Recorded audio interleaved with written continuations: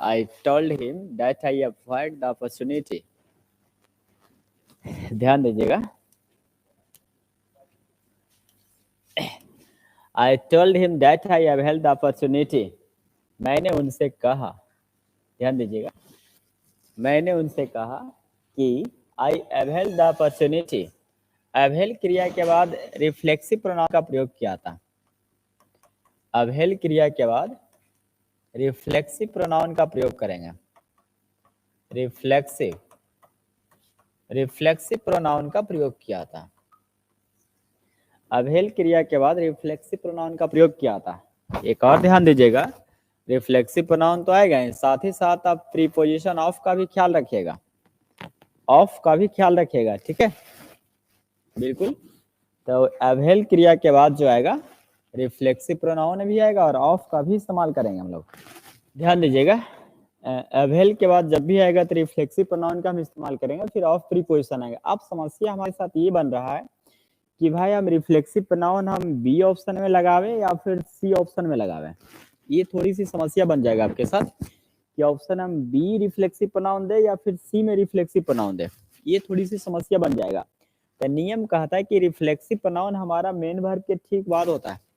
Reflexive pronoun हमारा main verb के ठीक बाद यूज करते हैं. इसका मतलब मेन वर्ब हमारा बी ऑप्शन में है, तो बी ऑप्शन में हमारे यूज करना पड़ेगा ना. बी ऑप्शन हमें इससे सुधारेंगे. क्या सुधारेंगे? अवहेल लिखा जाएगा अवहेल, फिर लिखेंगे रिफ्लेक्सिव. आई थे तो आई के अनुसार माई सेल्फ होगा, माई सेल्फ होगा, इसी में ऑफ लगा था. मतलब बी ऑप्शन में ही आपको इतना सुधरेगा. I told him that I availed myself of the opportunity. सुधार लेंगे हम लोग. I told him that I availed myself of the opportunity. Right answer B हो जाएगा. क्लियर? नेक्स्ट आइए. It is time. ये कई बार प्रश्न आया, कई बार ये प्रश्न आया इट इज टाइम का. इट इज टाइम लिख देता हूं, आज शायद आप लोग भूल गए होंगे.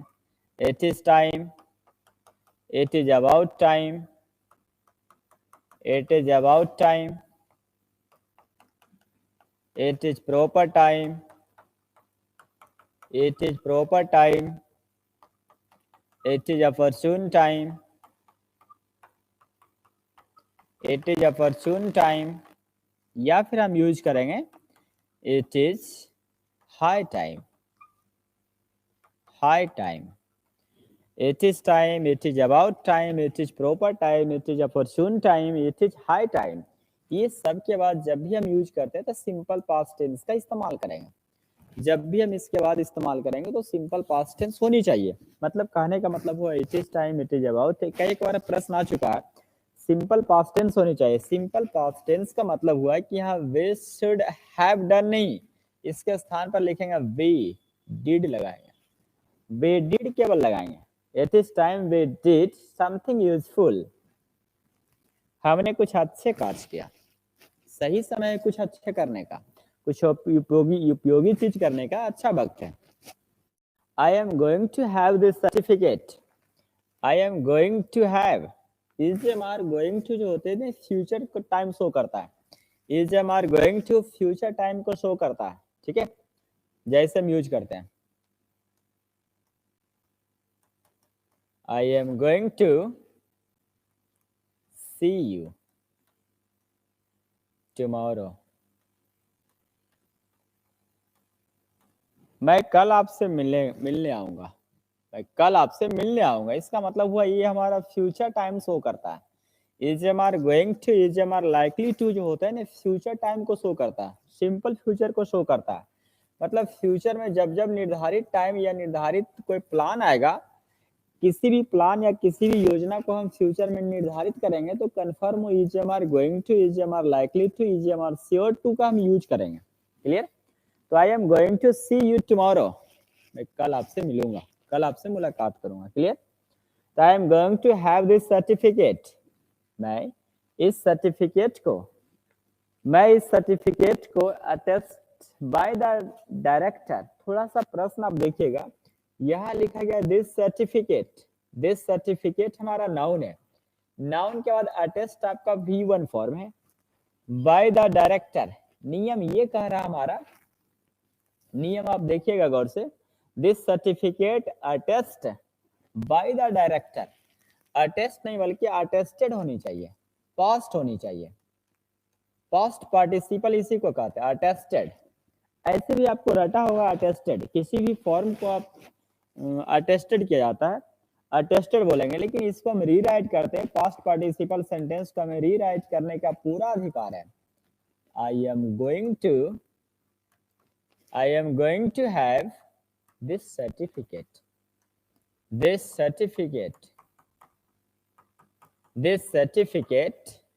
दिस या डेट, जो इच्छा लगे आपको लगाने का, दिस या date was attested by the director, है ना। ये सेंटेंस क्या कहता कि जितने भी पास्ट पार्टिसिपल आएगा, noun plus V3 plus noun, है ना, अक्सर बाई लगाकर, तो ये नाउन के बाद जो आपका V3 जितने भी आएगा सारे के सारे आपका पास्ट पार्टिसिपल कहलाता है, सभी के सभी आपका पास्ट पार्टिसिपल कहलाएगा, सभी पास्ट पार्टिसिपल कहलाएगा। और पास्ट पार्टिसिपल हमेशा हमेशा पैसिव वॉइस का काम करता है, पास्ट पार्टिसिपल हमेशा पैसिव वॉइस का काम करेगा, सदैव पैसिव वॉइस, मतलब नाउन प्लस V3 बाई जो लगाते हैं पैसिव वॉइस का काम करता है पास्ट पार्टिसिपल। और पास्ट पार्टिसिपल वाले वाक्यों को आप रिलेटिव प्रोनाउन से लिख सकते हैं। नाउन रिलेटिव प्रोनाउन, यहाँ जो लिखना रहे आप रिलेटिव प्रोनाउन डालेंगे। पैसिव वॉइस का मतलब हुआ कि बी फॉर्म लगाना अनिवार्य है, बी फॉर्मेट लगाना अनिवार्य है, और पैसिव है तो V3 आएगा ही, बाई प्लस नाउन होता है। मतलब इसका हम रीराइट किसी भी पार्टिसिपल का, पास्ट पार्टिसिपल को हम रीराइट इस तरह से हम कर सकते हैं। मैंने वैसा ही किया, I am going to have this certificate attested by the director, मैं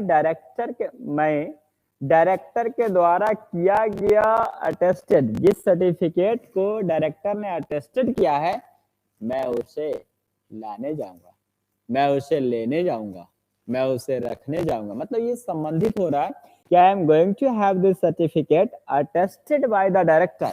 बाय द डायरेक्टर का मतलब हुआ है कि ये नाउन प्लस V3 ले रहा, V1 नहीं आएगा, पास्ट पार्टिसिपल।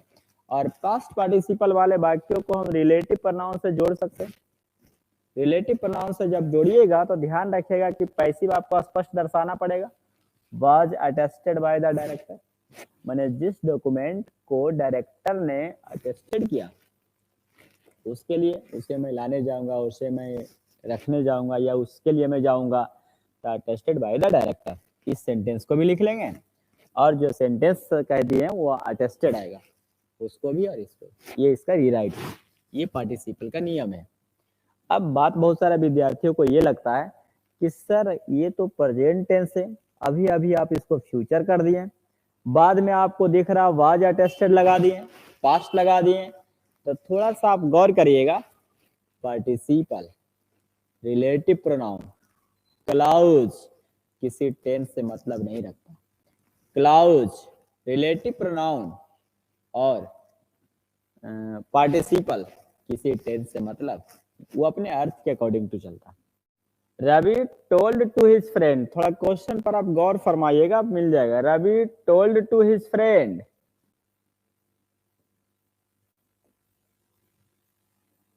आई टोल्ड हिम, देखा, I told him, Ravi told to his friend, I told him यहाँ सही था। इसका मतलब समझने का ये मकसद हुआ हम लोग को, पीछे बैक क्वेश्चन जो लाए ये समझाने के लिए आपको, या फिर आप नरेशन पढ़ते होंगे तो Ravi told to his friend, नियम ये कहता है कि टेल और ऑब्जेक्ट के बीच में कभी भी टू नहीं आएगा। दरअसल नियम ये होता है कि से टू बराबर टेल होता है, से टू बराबर टेल होता है। जब इसका पास्ट बनाएंगे तो गारंटी है कि ये अपने आप में पास्ट हो जाएगा। कहने का मतलब यदि हम इसका पास्ट बनाते हैं, सेड टू करते हैं, तो गारंटी है कि ये भी टोल्ड हो जाएगा। नरेशन वॉइस सब पढ़े होंगे कहीं ना कहीं, नहीं पढ़े होंगे तो छठ के बाद मेरे यहाँ 3 से 4 स्टार्ट हो रहा, पढ़ लेना के। यदि पढ़ना चाहते तो मैं फ्री पढ़ा देता हूँ, नरेशन वॉइस सब दिन मैं फ्री पढ़ाता हूँ, इच्छा करे पढ़ने का तो पढ़ लेना। सेड टू बराबर टोल्ड होते हैं। तो कहने का मतलब हुआ कि टेल और ऑब्जेक्ट के बीच में टू कभी नहीं आएगा। इसके अलावा भी मैं वर्ड्स लिख देता हूँ जो आपको कंफ्यूजन करेगा एग्जाम में, ध्यान दीजिएगा। अलाउ, परमिट, है ना, request, request, tell, ask, command, command, allow, permit, request, advice, advice, ask, tell, command, advice, request, permit, allow. ये सभी के बाद ऑर्डर, ऑर्डर, फॉरवर्ड, ये सभी के बाद ऑब्जेक्ट आएगा। उसके बाद 2+v1 लेगा, उसके बाद हम 2+v1 का इस्तेमाल करेंगे।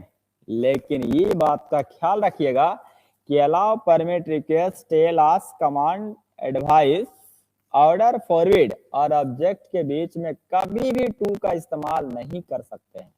कभी भी आप टू का इस्तेमाल नहीं कर सकते। I would accept the offer if I were you. If के बाद चाहे सब्जेक्ट सिंगुलर हो चाहे प्लूरल हो, इसका कोई मतलब नहीं निकलता। हमेशा हमेशा वर का ही इस्तेमाल करेंगे, ठीक है। इफ आई वर यू, काश मैं आपके स्थान पर होते तो I would accept the offer, मैं ऑफर को एक्सेप्ट किया होता। कहने का मतलब ये हुआ कि यदि इफ के बाद सब्जेक्ट चाहे सिंगुलर है चाहे प्लूरल, इसका कोई तात्पर्य नहीं है ना। उसके बाद जो दूसरा सेंटेंस आएगा उसमें वुड लगा दो, वुड प्लस v1 लगा दो, वुड प्लस v1 नहीं रहे तो शुड लगा दो, शुड प्लस v1 लगा दो, ठीक है। कभी कभी एग्जामिनर ऐसा करता है कि वुड हैव भी लगा देता है, कभी कभी ऐसा रेयर केस में आएगा, ज्यादातर कोरी करपरा रहेगा तब कभी कभी रेयर केस में आता है वुड हैव प्लस v3, कभी कभी आपको आएगा। तो ये सेंटेंस बिल्कुल सही है, कहीं कोई गलती है ही नहीं, कहीं नहीं गलती है, इसी को पलट के लिखा है। I am more lonelier here than I was in the USA. I am more, यहाँ तो आपको लग रहा होगा कि डबल कंपैरेटिव साथ एक साथ नहीं होनी चाहिए, डबल कंपैरेटिव एक साथ नहीं होना चाहिए। लोनली, अकेला, ये हमारा एडजेक्टिव फॉर्म है। अब इस एडजेक्टिव को हम कंपैरेटिव में कन्वर्ट करना चाहते हैं, तो इसका कंपैरेटिव लिखा हुआ है लोनलियर। जब कंपैरेटिव ये आ ही गया तो फिर मोर क्यों लगाना पड़ा? अरे राइट आंसर आपका एक आएगा। I was in the USA, कहने का मतलब हुआ कि यूएसए में रहने के बजाय मैं यहाँ अकेला हूँ, वही ठीक थे, मैं यहाँ अकेला हूँ। मैं आई नॉट हूँ, क्या मैं जान सकता हूँ, क्या मैं जान सकता हूँ किससे बात हो रहा है, किससे बात कर रहे हो। नियम ये कहता है कि टू प्रीपोजिशन है, टू हमारा प्रीपोजिशन है, प्रीपोजिशन के बाद ऑब्जेक्टिव फॉर्म होता है, इसका मतलब हु लिखना गलत है। क्या लिखा जाएगा भाई? हुम का इस्तेमाल करें। क्यों हुम का इस्तेमाल होगा ये भी बताते हैं। टू के बाद आपका ऑब्जेक्टिव फॉर्म होनी चाहिए, तो हु का ऑब्जेक्ट जो होता है हुम होता है, और पॉसेसिव केस जो होता है हुज आता है। ये हु सब्जेक्ट के तौर पर काम करता है, हुम इसका ऑब्जेक्ट की तरह काम करता है, हुज आपका पॉसेसिव एडजेक्टिव की तरह काम करता है, एडजेक्टिव की तरह काम करता है। जस्ट लाइक जैसे आप लिखते हैं ना, आई, मी, माई, ही, हिम, हिज, जैसे लिखते हैं, ये आपको एग्जांपल की तरह समझा है। ठीक उसी प्रकार से हु आपका सब्जेक्ट है, हुम आपका ऑब्जेक्ट है, हुज आपका पॉसेसिव एडजेक्टिव है। अब बताइए, नियम कहता है प्रीपोजिशन के बाद, नियम यही कहता कि प्रीपोजिशन के बाद ऑब्जेक्टिव केस होनी चाहिए, ऑब्जेक्टिव केस का प्रयोग करना चाहिए। इसका मतलब हुआ कि प्रीपोजिशन के बाद हु नहीं आएगा, प्रीपोजिशन के बाद हुज नहीं आएगा, बल्कि हु का ऑब्जेक्ट हुम होता है, इसलिए यहाँ हु नहीं बल्कि हुम आएगा। लेकिन समस्या इतना में खत्म नहीं हो जाता, आखिर टू आया क्यों? समस्या बढ़ाना है तो हम तो बहुत सारे समस्या बढ़ा सकते हैं। आखिर समस्या के टू आया क्यों, टू किसके लिए आ रहा? बात ये भी बनता है कि टू आखिर किसके लिए आ रहा। देखिए, अब इसको हम उलट के लिखते हैं, ये समझ में आ गया? देखिएगा, यदि हम हु से ही लिखना चाहते हैं, ठीक है, यदि हम हु से लिखना चाहते हैं तो हम लिख सकते हैं मे आई नो, क्या मैं जान सकता हूं, to whom I am speaking। यदि कोई विद्यार्थी कहे कि सर हम हु रहने देना चाहते हैं, तो मेरे पास सबका इलाज है, may I know, may I know who से लिखने का शौक है ना आपको, लिखिए I am speaking, I am speaking to, लो हु का भी शौक आपको पूरा कर दिया। यदि आपको शौक लगे कि नहीं सर हमें हु से लिखना चाहते हैं, हम हु से, तो हु से लिखिए, लेकिन प्रीपोजिशन लास्ट में देना पड़ेगा। जैसे प्रीपोजिशन लास्ट में आएगा तो हु आएगा, वही प्रीपोजिशन आपको आगे लाना पड़ेगा, तो वही हु आपका हुम में कन्वर्ट हो जाएगा। क्लियर? लास्ट में प्रीपोजिशन जाएगा तो हु आएगा, और वही लास्ट वाला प्रीपोजिशन यदि हम शुरू में लाएंगे तो वही आपका हु कन्वर्ट हो जाएगा हु में। यानी ये दोनों सही है। एग्जामिनर आपसे जैसे ही पूछे आप हमेशा अपनी तरफ से बोल्ड रहिए, कभी गलती नहीं होगा। यानी यहाँ राइट आंसर हमारा बी आएगा, हु के स्थान पर हुम आएगा। Clear?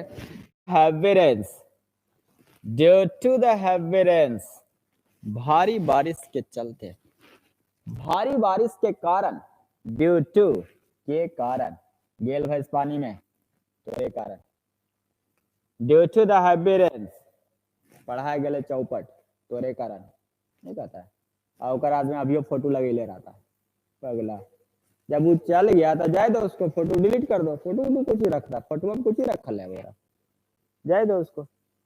Due to the heavy rains the ship drowned in the middle of the ocean. अब इसमें देखिए, due to the heavy rains भारी बारिश के कारण, भारी बारिश के चलते, द शिप, अब समझिए इस बात को, ड्रॉन क्रिया का इस्तेमाल किया गया। कभी ना कभी हम जरूर आपको बताए होंगे, ड्रॉन, ड्रॉन जो होते हैं ना, सजीव का डूबना ड्रॉन होते हैं, पर्सन का डूबना ड्रॉन कहलाता है, पर्सन का डूबना ड्रॉन कहलाता है। वही सिंक आपका, वस्तु का डूबना सिंक होता है। हाँ, निर्जीव का डूबना, निर्जीव का डूबना सिंक होगा, और व्यक्ति का डूबना ड्रॉन कहलाता है। अब बताइए क्या इसका आंसर आएगा।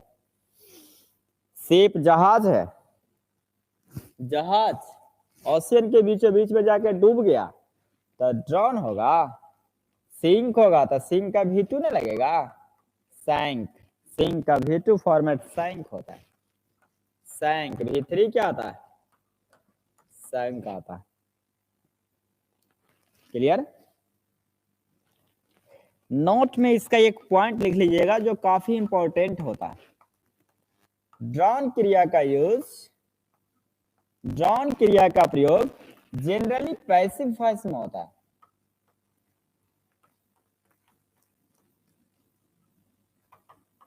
पैसिव वॉइस में यूज करते हैं।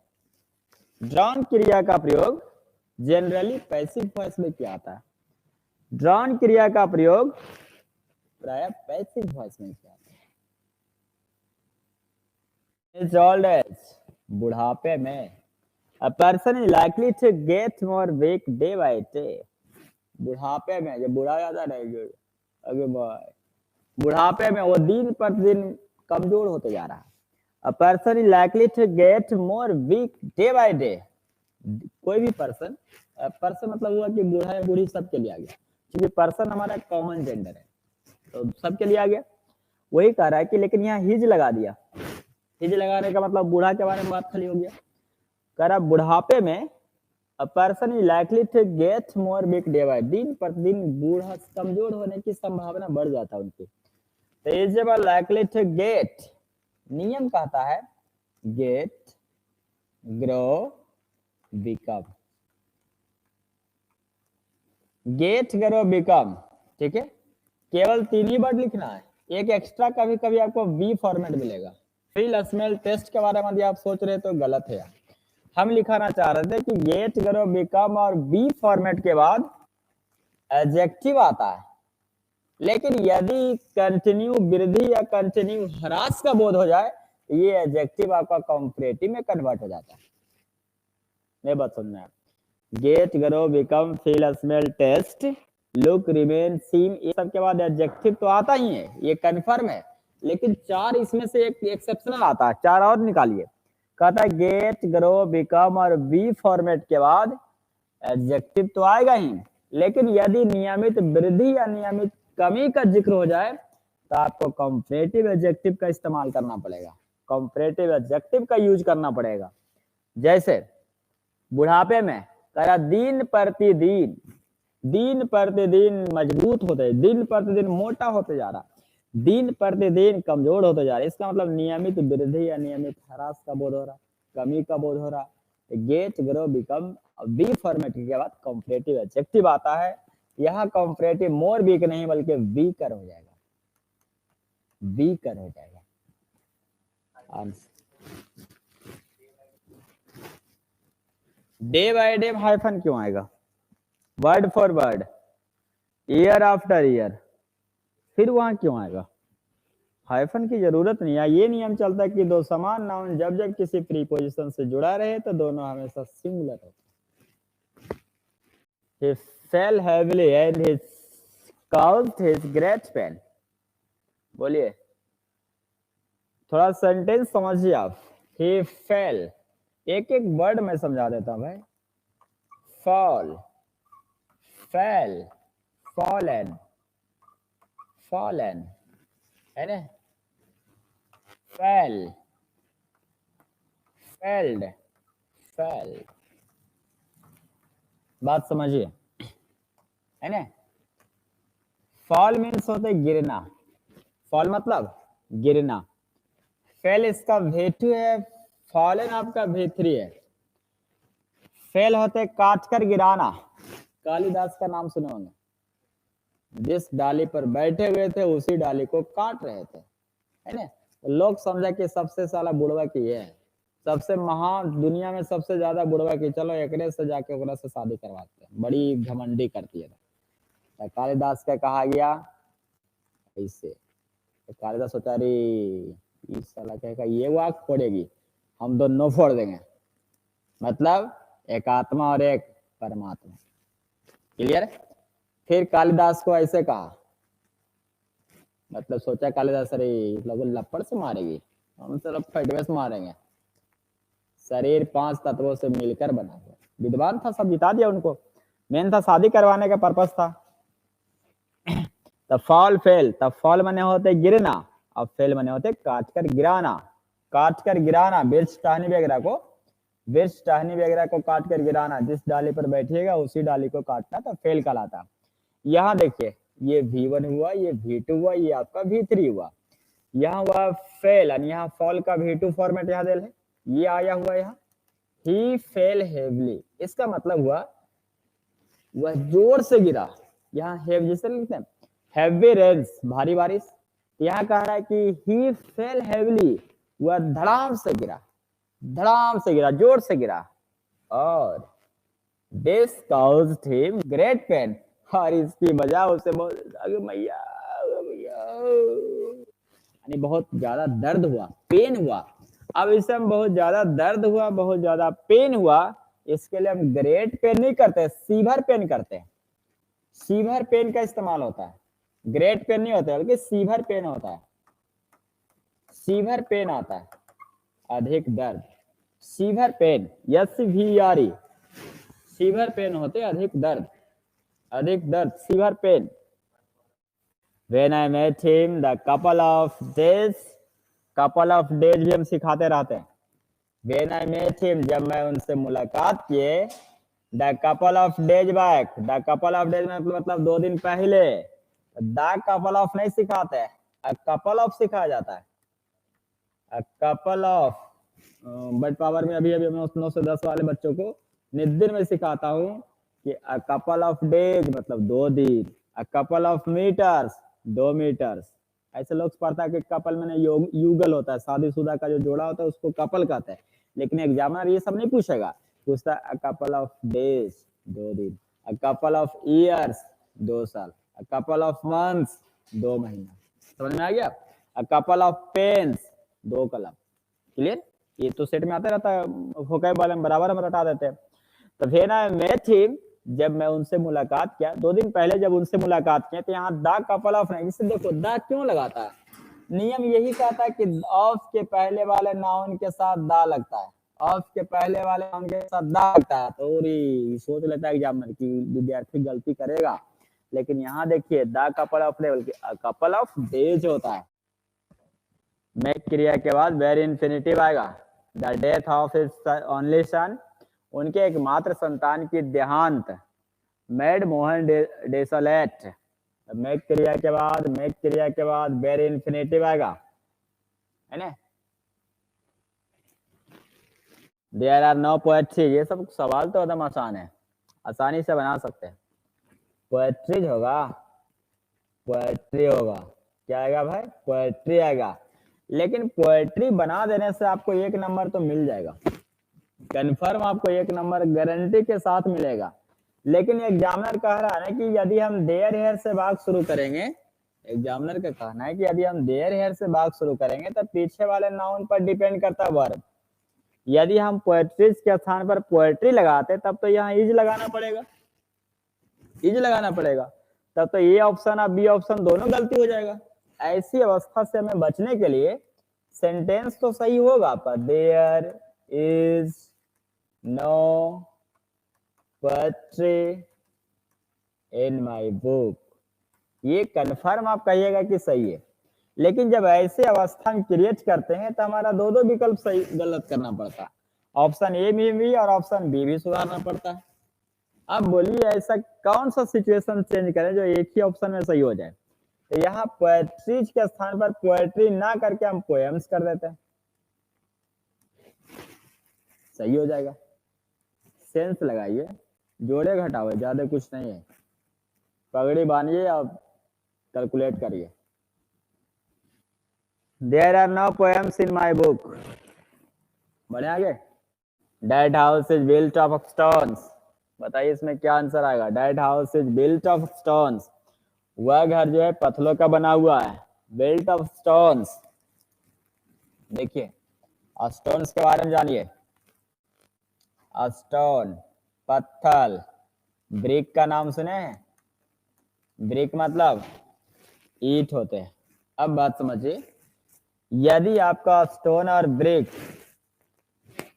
यदि स्टोन और ब्रिक जो होते हैं, यदि स्टोन और ब्रिक किसी भवन निर्माण आदि में लगाया जाए, यदि स्टोन और ब्रिक आपका भवन निर्माण में कार्य में लगाया जाए तो ये अनकाउंटेबल नाउन का काम करता है, ये अनकाउंटेबल नाउन का काम करता है।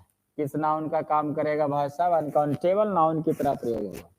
यदि स्टोन और ब्रिक, यदि आपका स्टोन और ब्रिक किसी भवन निर्माण, मंदिर, मस्जिद, जितने भी आएगा ये सभी के निर्माण में यदि लगाया जाए, यूज किया जाए, ये अनकाउंटेबल कहलाएगा। जब अनकाउंटेबल कहलाएगा तो यस यस लगेगा, बिल्कुल नहीं लगेगा। तो that house is built of stones लिखना गलत होगा, स्टोन यूज करेंगे। ये सब हम बच्चों को शुरू में ही सिखा देते हैं। He as well as you, he as well as you, इसमें पढ़ाना क्या, एज वेल एज दो नाउन या प्रोनाउन से जुड़ा रहे, पहले वाले पर डिपेंड करेगा, ही के अनुसार आएगा वर्ब, तो ही हमारा सिंगुलर, तो कन्फर्म है कि लाइक नहीं बल्कि लाइक्स होगा। एज वेल एज पहले वाले नाउन या प्रोनाउन पर डिपेंड करेगा तो लाइक्स हो जाएगा। Very soon I realised that he is at fault, मुझे तुरंत आभास हो गया।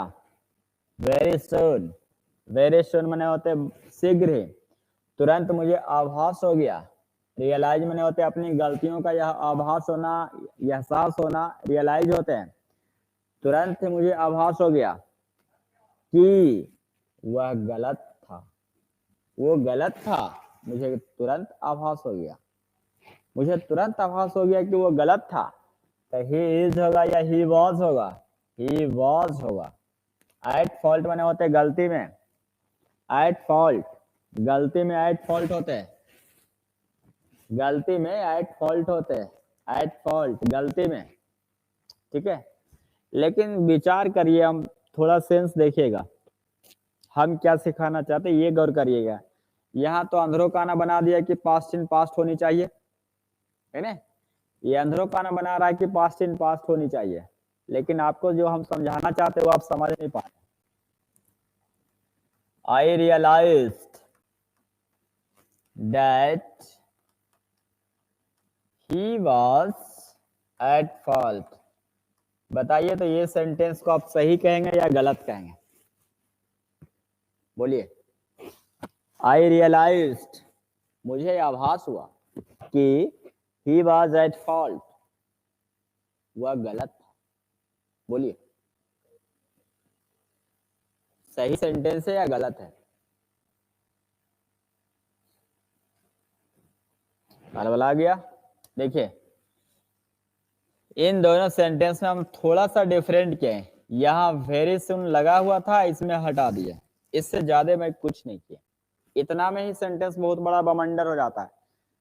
ग्रामेटिकल है ना, थोड़ा सा पेशेंस रखिए, ये ऑल इन वन है, सब चीज आपको हम डिफाइन कर दूंगा, सेट में ही आपको सारा चीज मिल जाएगा।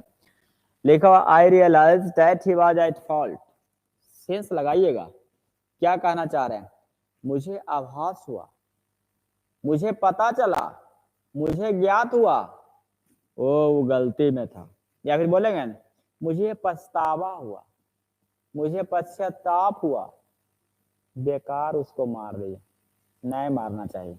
इसका मतलब हुआ कि पहले आप उसको मारे हैं 4 झापड़, एक आध घंटा के बाद आपको अफसोस हुआ, पश्चाताप हुआ।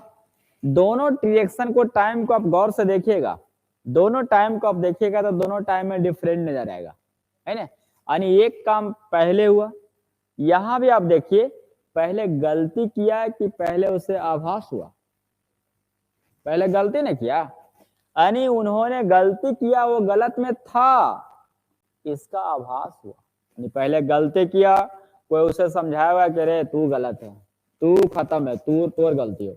इसका मतलब ये हुआ कि पहले गलती किया गया, और ऐसी सिचुएशन आ जाए तो जो काम पहले वो पास्ट परफेक्ट होता है, पास्ट परफेक्ट होता है।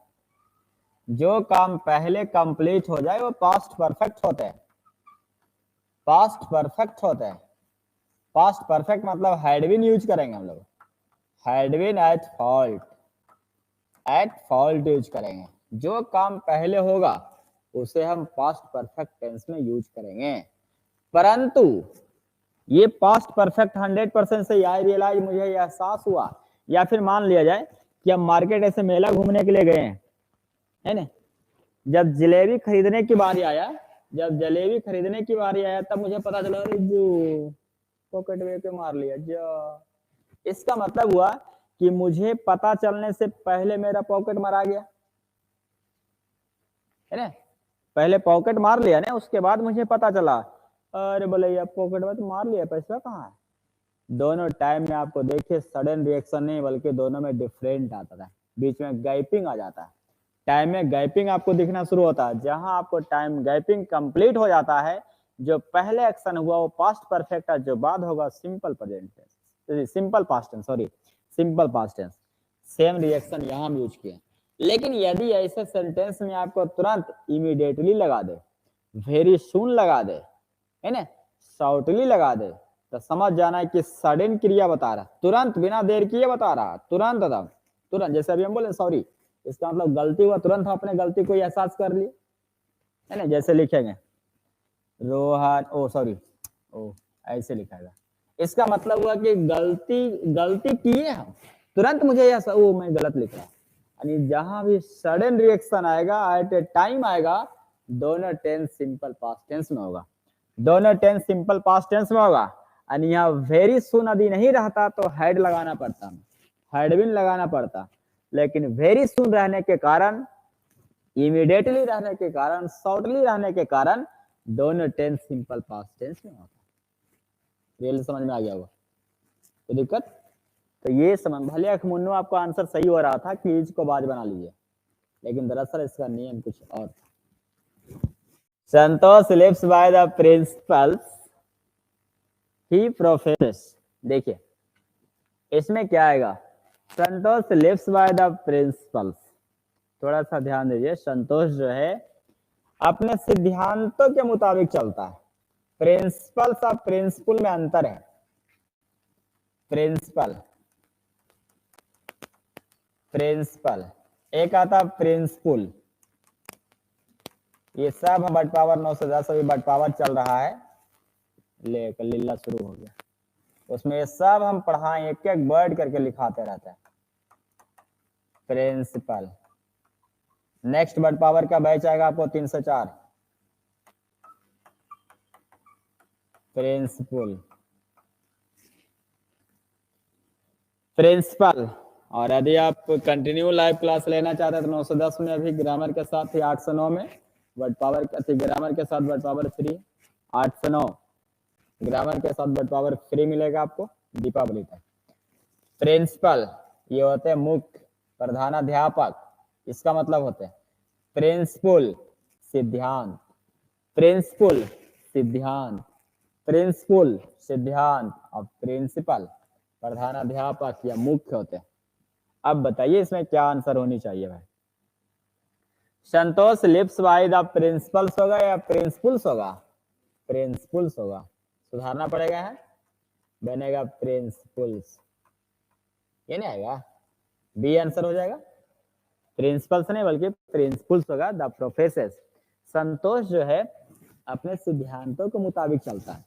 लिव बाय सिद्धांत विचार के मुताबिक चलना, तो संतोष जो है अपने सिद्धांत के अनुसार चलता है, अपने विचार के अनुसार चलता है। नीदर ऑफ देम, और नहीं बल्कि एक डबल मिस्टेक हो गया, सॉरी डबल मिस्टेक हो गया। क्या करें, समझ ही रहा है डबल मिस्टेक है। इज नहीं, आर नहीं इज होगा, आर नहीं इज होगा, लेकिन हम कुछ मिस प्रिंटिंग यहाँ होगा, कन्फर्म है कि मिस प्रिंटिंग होगा, तो 18 नंबर को स्टार लगा देते हैं। हालांकि आंसर तो कन्फर्म है कि आर के स्थान पर इज होगा, लेकिन मिस प्रिंटिंग है। यू टू, गोइंग टू के कारण V4, V4 आपका जिरंड कहलाता है, V4 आपका जिरंड कहलाता है। ये जो जिरंड होते हैं इसके पहले हमारा पॉसेसिव एडजेक्टिव आ रहा था, मी नहीं बल्कि माई आएगा। जितने भी जिरंड आएगा, जिरंड जितना भी जिरंड होगा ये सब के सब नाउन का काम करेगा, ये सभी नाउन का काम करेगा, जिसके पहले हम पॉसेसिव एडजेक्टिव लगाएंगे, माई, योर, हिज, हर, ये सब का इस्तेमाल करेंगे हम लोग। The circulation of the statesman, statesman माने होते प्रवक्ता, द स्टेट्समैन की जो सर्कुलेशन है is greater than that of any newspaper. तो कंपैरेटिव डिग्री, कंपैरेटिव एडजेक्टिव के बाद हम लोग दैट ऑफ या दोज ऑफ लगा सकते हैं, ये तो ठीक है, लेकिन एनी नहीं बल्कि एनी अदर होनी चाहिए, any other newspaper, any other newspaper. थोड़ा लिखावट में गलती हो रहा है, गलती नहीं मतलब बोर्ड के कारण। एनी के बाद एनी न्यूज़पेपर, एनी अदर होगा, एनी अदर न्यूज़पेपर आएगा, any other, most other. In the garden were the more beautiful flowers and silver bells, बगीचा में काफी खूबसूरत फूल और सिल्वर बेल्स है। यहाँ सुपरलेटिव नहीं है, ना ही कंपैरेटिव है, बल्कि हम केवल और केवल यहाँ वेरी लगा सकते हैं। इन द गार्डन, बगीचा में, were the very beautiful flowers and silver, या फिर मोस्ट भी लगा सकते हो, मोस्ट भी हम लगा सकते हैं, क्योंकि 2 से ज्यादा की संख्या में हम शो कर रहे हैं। बगीचा में सिलेक्शन की जहां जहां बात आएगा वहां वहां द प्लस सुपरलेटिव लगेगा, या फिर द वेरी भी लगा सकते हैं, या फिर द सुपरलेटिव भी लगा सकते हैं। The poet described about, discuss और डिस्क्राइब के बाद अबाउट नहीं आता। The poet described about, discuss और डिस्क्राइब के बाद अबाउट नहीं आता। Neither of the two brothers, neither of, either of two brothers, are नहीं बल्कि इज आएगा। इज श्योर टू पास, दोनों में से कोई नहीं पास किया, ये जाएगा। प्लूरल नाउन सिंगुलर वर्ब होता है, तो आर के स्थान पर इज का इस्तेमाल करेंगे। बिलीव मी, मुझ पे यकीन करो, मुझ पे भरोसा करो, I am believing whatever you have said, जो भी आपने कहा मैं उस पर यकीन करता हूँ। बिलीव क्रिया का यूज कंटिन्यूअस में नहीं होता है, केवल यूज करेंगे आई बिलीव। बिलीव क्रिया का यूज हम कंटिन्यूअस टेंस में नहीं करते हैं, मतलब सिंपल प्रेजेंट टेंस में यूज करेंगे। बिलीव में, मुझ पे यकीन करो, आई बिलीव, मैं यकीन दिलाता हूँ। What ever you have said, जो आपने कहा मैं उस पर यकीन करता हूँ, भरोसा करता हूँ। He was suffering from illness when he visited him last year. बनाएंगे इसको। He was suffering from, suffer from माने होता है किसी रोग से ग्रसित होना, suffer from किसी रोग से ग्रसित होना, suffer from होते है किसी रोग से ग्रसित होना, suffer from होता है he was suffering from illness, वह बीमारी से ग्रसित है, ग्रसित था। when he visited him last year, जब वह लास्ट ईयर उनसे मिलने गया, जब लास्ट ईयर वो उनसे मिलने गया, या ही कोई और पर्सन है या हिम कोई अनदर पर्सन है, ये मत समझ लेना कि ही और हिम दोनों एक ही पर्सन, कोई दोनों अनदर पर्सन है।